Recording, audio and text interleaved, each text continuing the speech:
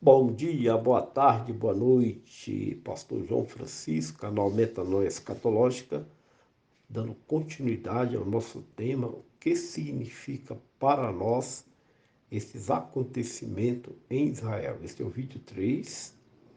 E o que significa para nós esse acontecimento em Israel? Vídeo 3, estudo 2. Que o plano de redenção que começou em Gênesis está sendo acelerado agora para sua conclusão, a finalização no livro da Revelação, o Apocalipse.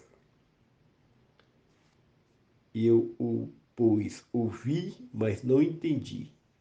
Por isso eu disse, Senhor meu, qual será o fim destas coisas? Daniel capítulo 2, versículos 6 a 8. Você e eu sabemos que tudo começou em Daniel 3, quando daquela experiência da estátua de Nabucodonosor. E dali em diante, depois daquela revelação, a priori Deus deu para Nabucodonosor, depois em seguida Daniel entra em cena e faz a interpretação. Ali foi o começo de tudo, e todo o livro vai desenrolando o desacontecimento misturado com a história, sabemos disso. Os animais representam isso para aquela época, mas apontando para o futuro também. E Daniel viu muitas coisas maravilhosas. Ele chama assim, no versículo, se você ler, ele fala essas maravilhas, ele fala desse jeito. E ele ficou tão impressionado com aquilo que ele queria, mas ele não entendeu e ele queria saber o significado. E aí diz no versículo que nós lemos, que o anjo que estava trazendo a revelação, ele disse que essas coisas seriam para o tempo do fim, ok? Aí, como lembro no versículo seguinte, 8 e 9, e disse, vai Daniel, porque essas palavras estão fechadas e seladas até tempo do fim. Então, aquilo que Daniel recebeu do plano, o plano completo de como ia finalizar toda essa história humana, não seria para aquela época dele.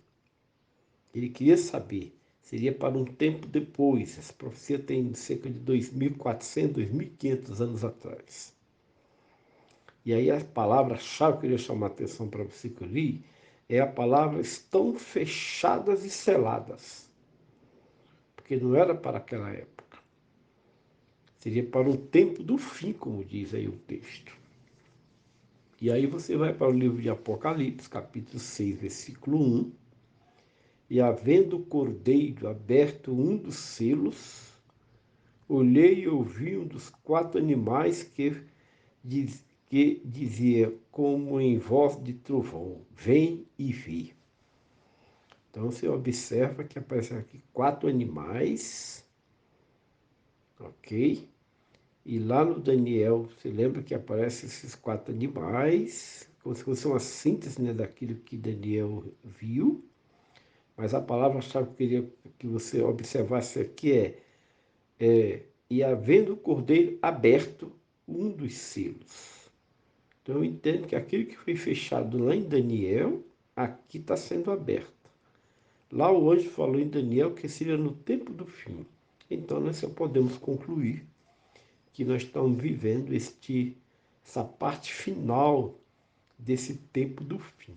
E aqui Jesus, o Filho de Deus, está sendo honrado com isso, ok?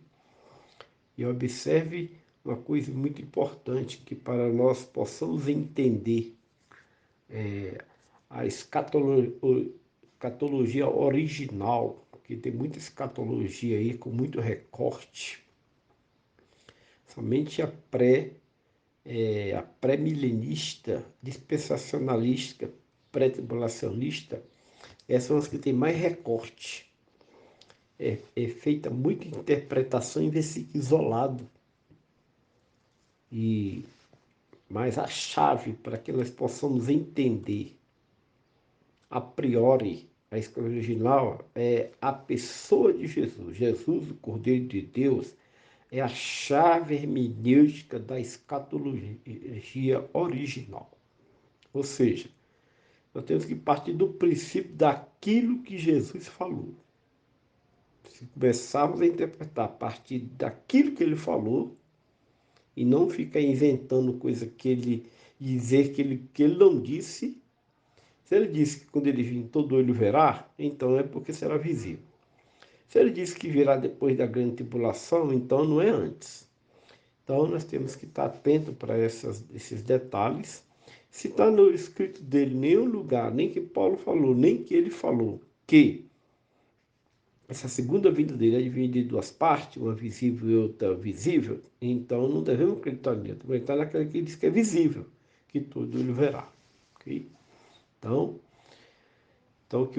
que a palavra-chave aqui é redenção, que começou em Gênesis, agora está sendo acelerado para a sua conclusão, ou seja, a finalização que está revelada no livro do Apocalipse. Ok? Muito obrigado.